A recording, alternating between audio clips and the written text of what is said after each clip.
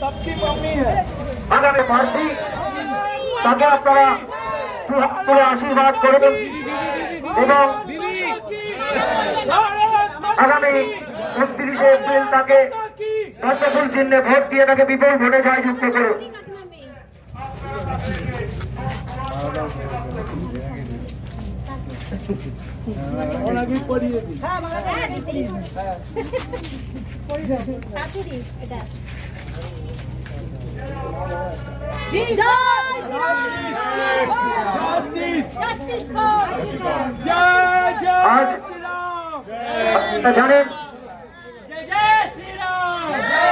আপনারা জানেন সেই দিনের কথা।